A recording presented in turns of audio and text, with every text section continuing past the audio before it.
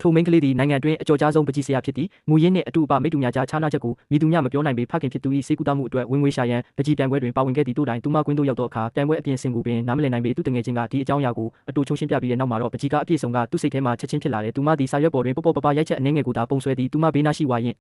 ပကြီးဆရာများသည်သူမ၏အမှုပညာလက်ရာကိုကြည့်ကာသူမ၏အရေးချင်းများရှိတွင်ရက်နေတကယ်သို့ခံစားရသည့်ပကြီးဆရာတယောက်သည်သူ့ကိုယ်ပိုင်ပကြီးကားကိုချက်ချင်းဆုပ်ထည့်လိုက်သည်နောက်ဆုံးမိနစ်တွင်သူမသည်သူမ၏အပိုင်းသို့လက်ပြတစ်ကောင်ကိုထည့်လိုက်သည်တိုးတိုင်၏လက်ပြတစ်ခုတည်းသည်သူမအတွက်အရာအလုံးကိုပျက်စီးလူနီးပါးဖြစ်ခဲ့သည်ပြိုင်ပွဲပြီးဆုံးပြီးနောက်တွင်သူမ၏ပြောင်းမြောက်သောပကြီးစွမ်းရည်ကြောင့်အကဲဖြတ်တိုင်များသည်အံ့အားသင့်ခဲ့ကြသည်သူတို့အားလုံးသည်သူမအတွက်အနီရောင်တိုးတက်မှုကပ်များကို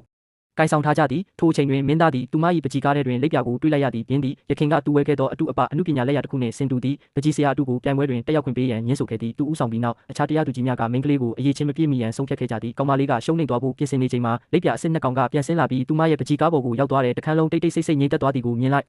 ရသည်ကျောင်းဆရာကြီးသည်သူရှာဖွေခဲ့သောပါရမီရှင်အမှုပညာရှင်ဖြစ်ကြောင်းချက်ချင်းသိလိုက်ရသည်သူမအတွက်ကင်းလွတ်ခွင့်လက်မှတ်ကိုဆွဲထုတ်လိုက်သည်ညမကြမီဒုတိယအကြော့ပြိုင်ပွဲစတင်ခဲ့သည်ယခုတစ်ချိန်တွင်ပြိုင်ပွဲဝင်များအားကခုန်နေသောစတီယာကိုဆေးချေရန်အမိန့်ပေးခဲ့သည်နှစ်ပေါင်းများစွာပကြီးကားတစ်ချက်သည်သူမ၏ညာလက်ကိုဒဏ်ရာဟောင်းများဖြင့်ဖုံးအုပ်ထားခဲ့သည်သူမဒဏ်ရာရနေတဲ့လက်ကိုအဝတ်နှင့်ပတ်ပြီးပုံဆွဲတယ်အခြားပြိုင်ဘက်တိုင်းသည်ရင်းတို့၏ပြင်းပြင်းများကိုအသေးစိတ်ဖော်ပြရန်ပြင်းပြင်း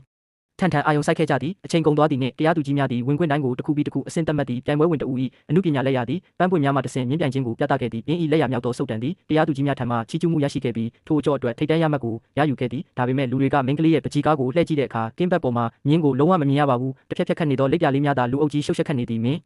သားကလက်ရမြောက်တယ်လို့ရုတ်တရက်မအောင်မချင်းပြိုင်ပွဲအပြင်ဆင်ကနေလမ်းလွဲသွားလို့ဖယ်ထုတ်ခံရမယ်လို့လူတိုင်းကထင်နေကြတယ်သူ၏အတိတ်ပဲဖွင့်ဆိုချက်တွင်တကိုးကြီးသောမြင်းတစ်ကောင်သည်ပွင့်လန်းသောပင်လယ်ကြားတွင်လွတ်လွတ်လပ်လပ်ပြေးလွှားနေပြီးမရေမတွက်နိုင်သောကြွေကျနေသောပန်းပွင့်ချက်များကိုပေါက်ထွက်ကထိုပန်းပွင့်များ၏မွေးကြိုင်သောရနံ့များနောက်သို့လက်ပြများလိုက်လာနေပါသည်မင်းသားသည်သူ၏ထိုးထွင်းသိမြင်သောရှင်းပြချက်ကိုမျှဝေပြီးနောက်ကြည့်ရှုသူတိုင်းသည်နောက်ဆုံးတွင်လျှို့ဝှက်ထားသော